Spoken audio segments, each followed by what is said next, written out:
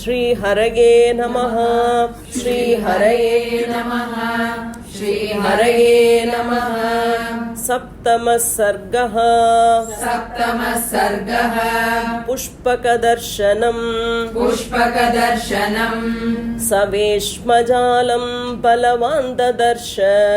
सवेश्मजालं बलवान् ददर्श सवेश्मजालं बलवान् ददर्श व्यासक्तवैदूर्यसुवर्णजालम्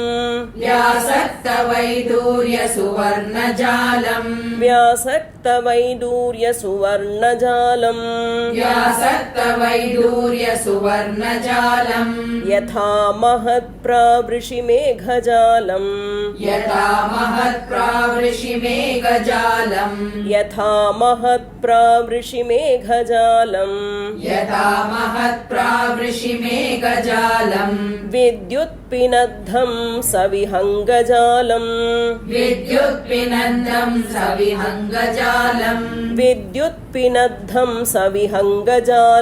विद्युत्पिनद्धं सविहङ्गजालम् सवेश्मजालं बलवान् ददर्श व्यासक्तवैदूर्यसुवर्णजालम् यथा महत्प्रावृषिमेघजालम् विद्युत्पिनन्दं सविहङ्गजालम् निवेशनानां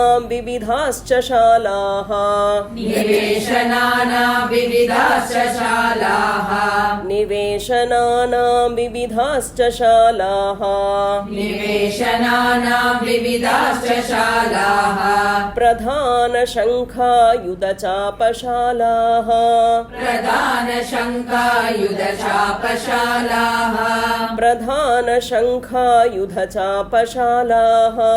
प्रधानशङ्खायुधचापशालाः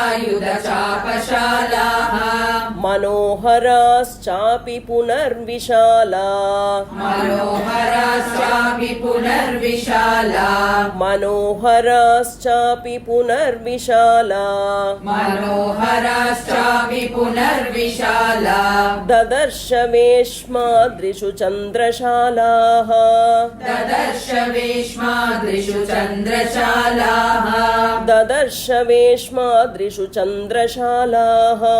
ददर्श वेश्मादृशु चन्द्रशालाः निवेशनानां विविधाश्च शालाः प्रधानशङ्कायुधचापशालाः मनोहराश्चापि पुनर्विशाला ददर्श वेश्मादृशु चन्द्रशालाः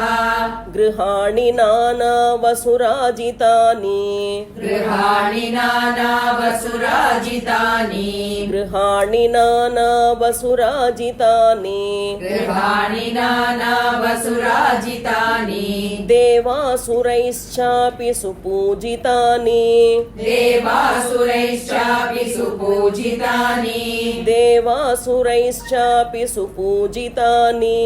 देवासुरैश्चापि सुपूजितानि सर्वैश्च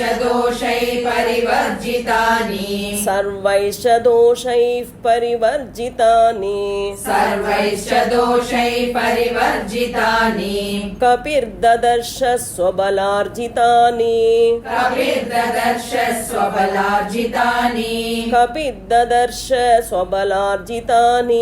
कपिर्ददर्श स्वबलार्जितानि गृहाणि नानावसुराजितानि देवासुरैश्चापि सुपूजितानि सर्वैश्च दोषैः परिवर्जितानि कपिर्ददर्श स्वबलार्जितानि तानि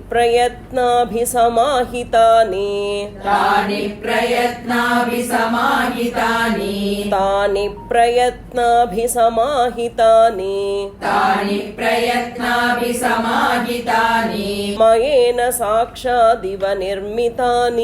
मयेन साक्षादिव निर्मितानि मयेन साक्षादिव निर्मितानि महीतले सर्वगुणोत्तराणि महीतले सर्वगुणोत्तराणि महीतले सर्वगुणोत्तराणि महीतले सर्वगुणोत्तराणि ददर्श लङ्काधिपतेर्गृहाणि ददर्श लङ्काधिपतेर्गृहाणि ददर्श लङ्काधिपतेर्गृहाणि ददर्श लङ्काधिपतेर्गृहाणि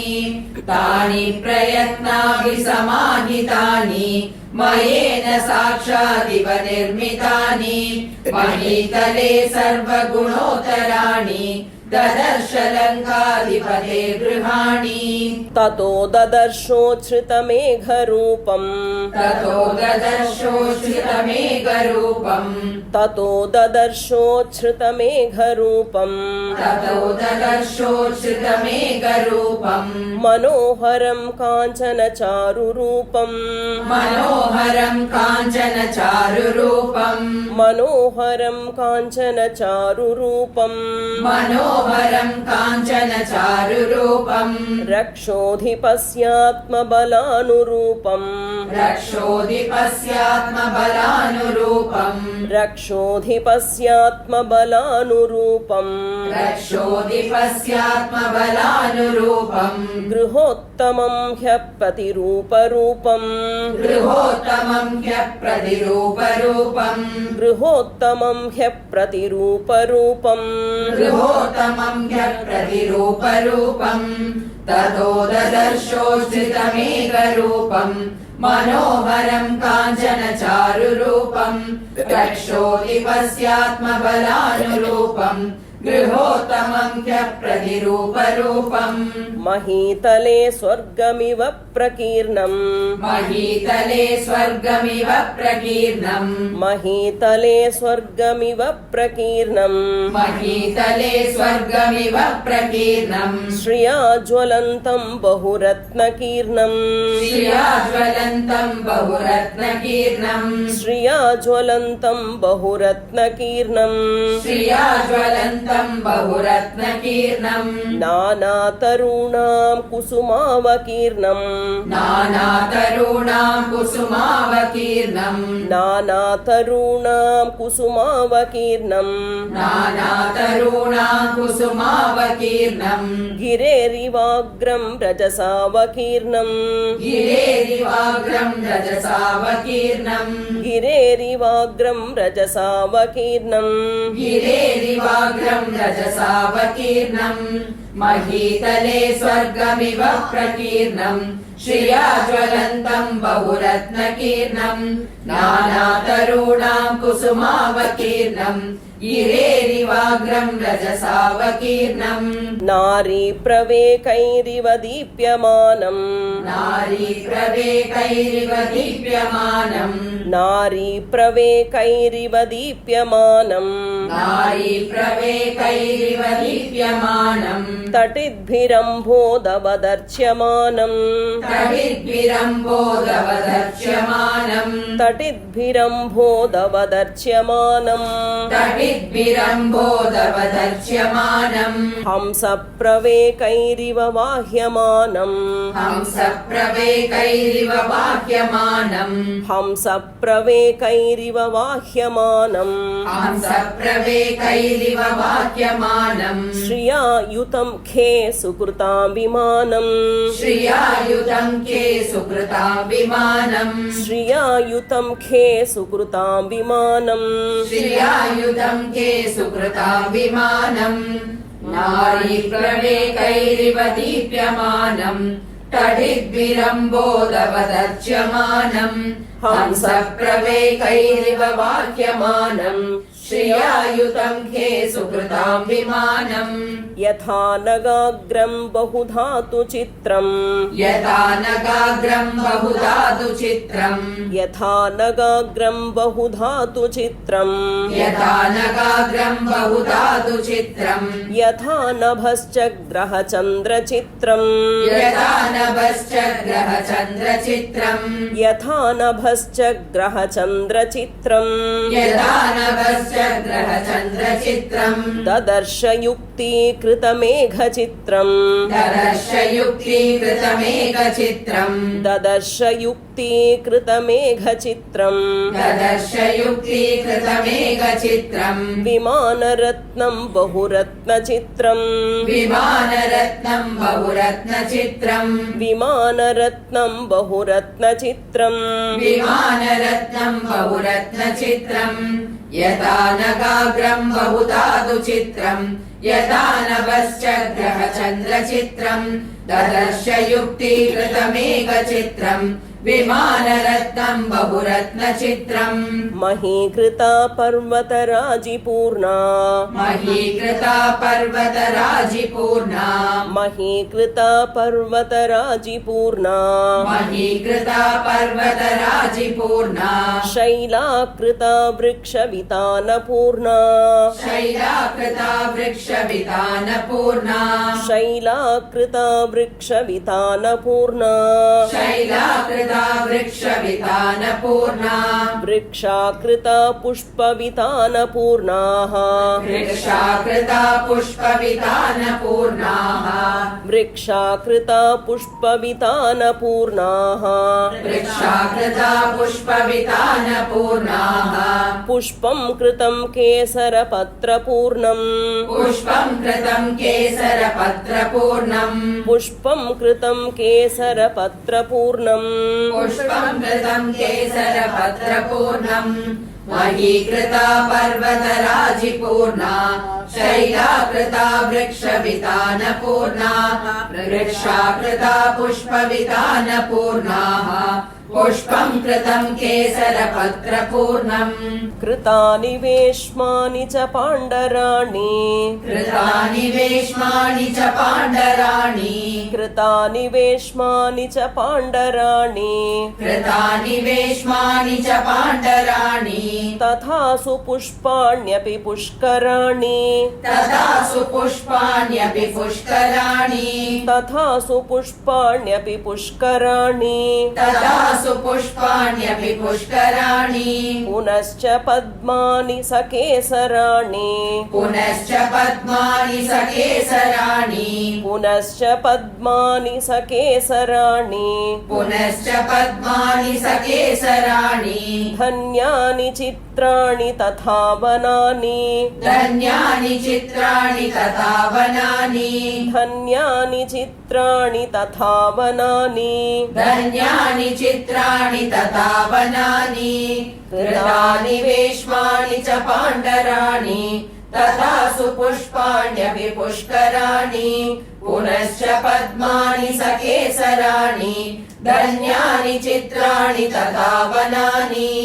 पुष्पाह्वयं नाम विराजमानम् पुष्पाह्वयं नाम विराजमानम् पुष्पाह्वयं नाम विराजमानम् पुष्पाह्वयं नाम विराजमानम् रत्नप्रभाभिश्च विघूर्णमानम् रत्नप्रभाभिश्च विघूर्णमानम् रत्नप्रभाभिश्च विघूर्णमानम् रत्नप्रभाभिश्च विघूर्णमानम् वेश्मोत्तमानामपि चोच्यमानम् वेश्मोत्तमानामपि चोच्यमानम् वेश्मोत्तमानामपि चोच्यमानम् वेश्मोत्तमानामपि चोच्यमानम् महाकपिस्तत्र महाविमानम् महाकपिस्तत्र महाविमानम् महाकपिस्तत्र महाविमानम् महाकपिस्तत्र महाविमानम्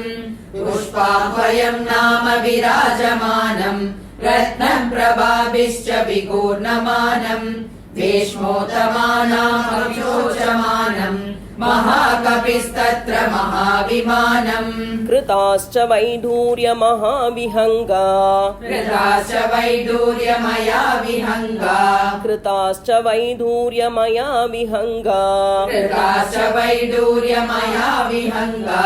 रूप्य रूप्यप्रवालैश्च यथा विहङ्गाः रूप्यप्रवालैश्च यथा विहङ्गाः रूप्यप्रवालैश्च यथा विहङ्गाः रूप्यप्रवालैश्च यथा विहङ्गाः चित्राश्च नानावसुभिर्भुजङ्गा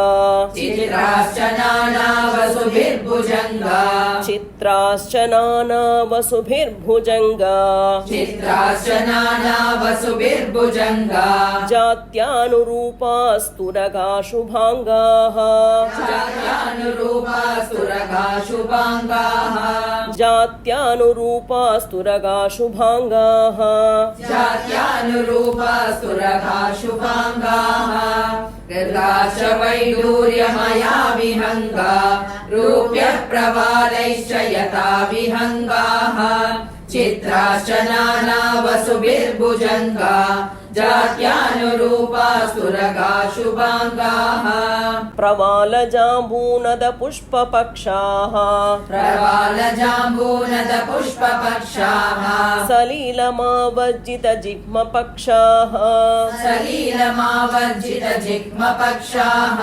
प्रवालजाम्बूनदपुष्पपक्षाः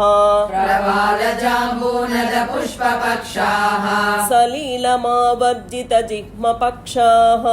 सलिलमावर्जितजिह्मपक्षाः कामस्य साक्षादिव भान्ति पक्षाः कामस्य साक्षादिव भान्ति पक्षाः कामस्य साक्षादिव भान्ति पक्षाः कामस्य साक्षादिव भान्ति पक्षाः कृता विहङ्गा सुमुखासु पक्षाः कृता विहङ्गा सुमुखासु पक्षाः कृता विहङ्गा सुमुखासु पक्षाः कृता विहङ्गा सुमुखासु पक्षाः प्रवालजाम्बूनदपुष्पपक्षाः सलिलमावर्जितजिह्मपक्षाः कामस्य साक्षादिव भान्ति पक्षाः कृता विहङ्गा सुमुखासु पक्षाः नियुज्यमानास्तु गजासु हस्ताः नियुज्यमानासु गजासु हस्ताः नियुज्यमानास्तु गजासु हस्ताः नियुज्यमानासु गजासु हस्ताः सकेसराश्चोत्पलपत्रहस्ताः सकेसराश्चोत्पलपत्रहस्ताः सकेसराश्चोत्पलपत्रहस्ताः सकेसराश्चोत्पलपत्रहस्ताः बभूव देवी च कृतासु हस्ता बभूव देवी च कृतासु हस्ता बभूव देवी च कृतासु हस्ता बभूव देवी च कृतासु हस्ता लक्ष्मीस्तथा पद्मिनि पद्मिहस्ता लक्ष्मी सदा पद्मिनि पद्मिहस्ता लक्ष्मीस्तथा पद्मिनि पद्मिहस्ता लक्ष्मी सदा पद्मिनि पद्मिहस्ता नियुज्यमानास्तु गजासु हस्ताः सकेसराश्चोत्पलपत्रहस्ताः बभूव देवी च कृतासु हस्ता लक्ष्मी सदा पद्मिनि पद्मिहस्ता इतीव तद्गृहम् अभिगम्य शोभनम् इतीव तद्गृहम् अभिगम्य शोभनम् इतीव तद्गृहम् अभिगम्य शोभनम् इतीव तद्गृहम् अभिगम्य शोभनम् सविस्मयो नगमिव चारुशोभनम् सविस्मयो नगमिव चारुशोभनम् सविस्मयो नगमिव चारुशोभनम् सविस्मयो नगमिव चारुशोभनम् पुनश्च तत्परमसुगन्धिसुन्दरम् पुनश्च तत्परमसुगन्धिसुन्दरम् पुनश्च तत्परमसुगन्धिसुन्दरम् पुनश्च तत्परमसुगन्धिसुन्दरम् हिमात्यये नगमिव चारुकन्दरम् हिमात्यये नगमिव चारुकन्दरम् हिमात्यये नगमिव चारुकन्दरम् हिमात्यये नगमिव चारुकन्दरम् इतीव तद्गृहमभिगम्य शोभनम् सविस्मयो नगमिव चारुशोभनम् पुनश्च तत्परमसुगन्धिसुन्दरम् हिमात्यये नगमिव चारुकन्दरम् ततः सतां कपिरभिपत्य पूजिताम् ततः सतां कविरभिपत्य पूजिताम् ततः सतां कपिरभिपत्य पूजिताम् ततः सतां कविरभिपत्य पूजिताम् शरण्पुरीं दशमुखबाहुपालिताम् शरण्पुरीं दशमुखबाहुपालिताम् शरण्पुरीं दशमुखबाहुपालिताम् शरण्पुरीं दशमुखबाहुपालिताम् अदृश्यतां जनकसुतां सुपूजिताम् अदृश्यतां जनकसुतां सुपूजिताम् अदृश्यतां जनकसुतां सुपूजिताम् अदृश्यतां जनकसुतां सुपूजिताम् सुदुःखितपतिगुणवेगनिर्जिताम् सुदुःखितपतिगुणवेगनिर्जिताम् सुदुःखितपतिगुणवेगनिर्जिताम् सुदुःखितपतिगुणवेगनिर्जिताम् ततः सतां कविरभिपत्य पूजिताम् चरन्पुरीं दशमुखबाहुपालिताम् अदृश्यतां जनकसुतां सुपूजिताम् सुदुःखितपतिगुणवेगनिर्जिताम् ततस्तदा बहुविधभावितात्मनः ततस्तदा बहुविधभावितात्मनः ततस्तदा बहुविधभावितात्मनः ततस्तदा बहुविधभावितात्मनः कृतात्मनो जनकसुतां सुवर्त्मनः कृतात्मनो जनकसुतां सुवर्त्मनः कृतात्मनो जनकसुतां सुवर्त्मनः कृतात्मनो जनकसुतां सुवर्त्मनः अपश्यतो भवदति दुःखितं मनः अपश्यतो भवदति दुःखितं मनः अपश्यतो भवदति दुःखितं मनः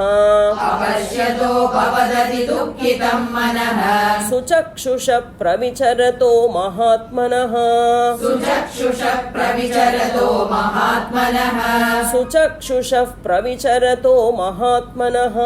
सुचक्षुष प्रविचरतो महात्मनः ततस्तदा बहुविधभावितात्मनः कृतात्मनो जनकसुतां सुवर्त्मनः अपश्यतो भवदति दुःखितं मनः सुचक्षुष प्रविचरतो महात्मनः इत्यार्षे श्रीमद् रामायणे वाल्मीकिये आदिकाव्ये चतुर्विंशतिसहस्रिकायां संहितायां सुन्दरकाण्डे पुष्पकदर्शनं नाम पुष्पकदर्शनं नाम सप्तमः सर्गः